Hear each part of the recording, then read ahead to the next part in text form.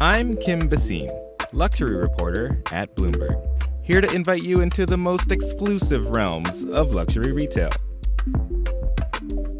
This is Invitation Only. Today, I'm in Chelsea, the Manhattan neighborhood with everything a fancy person could ask for.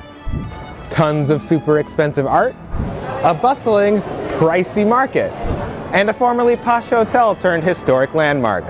Once home to notable fancy guests like Lily Langtry, Milos Forman, Jane Fonda, and Bette Midler.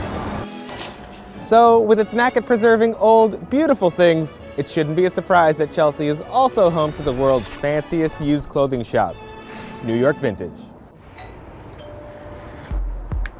Hi. Hello. Hi, welcome. How are you? I'm good. How are you? Great. So we're in our retail store right now, the bottom floor, which is open to the public. And anybody can come in and shop and purchase these wonderful, rare pieces of vintage. And then the second floor is a private showroom that houses over 150 years of important fashion. Balenciaga, Halston, Schiaparelli, Fortuny, Worth. Really special, rare pieces that are museum caliber. Basically impossible to come by. Downstairs, all these pieces are for sale. Upstairs, they're for rent. Who shops up there? Who's allowed up in the treasure trove? We work with editors and stylists for industry use, but we have a lot of our private clientele, celebrities that will come up for fittings for various events as well. What kind of celebrities? Every kind. the A-list kind.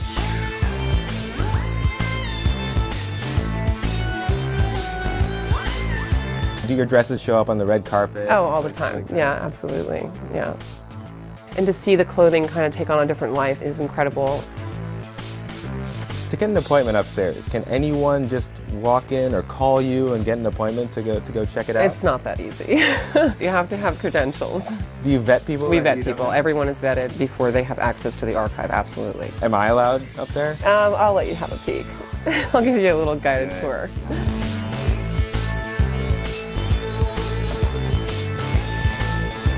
Ooh, look at this.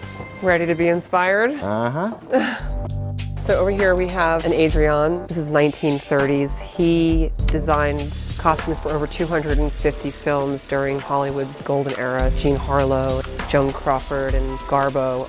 All of these ladies wore his gowns. He's known for this silhouette, the bias 1930s dress. These are corsets from the 1880s. 1880s? Uh-huh, 1880s. We have some examples of some McQueen headpieces. Over here we have Gianni Versace. Back here we have the bra that was worn by Lady Gaga. I believe this was just for an editorial. Just to wear. Just to wear. Lady Gaga, of course. And by the way, this belonged to Josephine Baker. So this bra is from the 1920s. A lot of famous breasts were at this rack. Well, at this rack, no pun intended. So this is the famous Sarah Jessica Parker, Sex and the City bird. Has anyone tried to buy this off of you?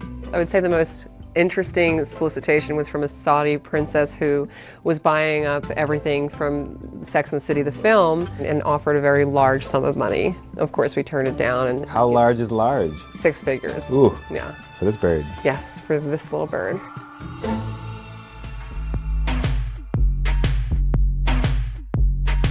I've had some moments where I've realized the impact we've had on the fashion industry.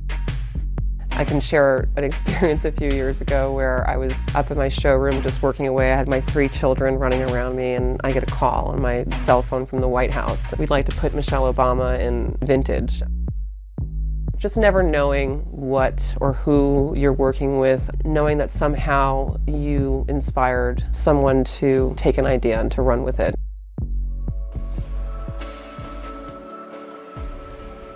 So you're hearing all this talk about the retail apocalypse, retail is dying. How is that affecting this business? It's so scary. I've been here for almost 20 years, and I don't think that anybody on my block is really standing since we first opened. And I think that the reason why we haven't really been impacted is because it is an experience when you come here. We've been asked by schools to have private tours. We've opened our archives to students for research. You just feel good coming in, and you feel like you've walked into a time capsule of fashion history all in one place.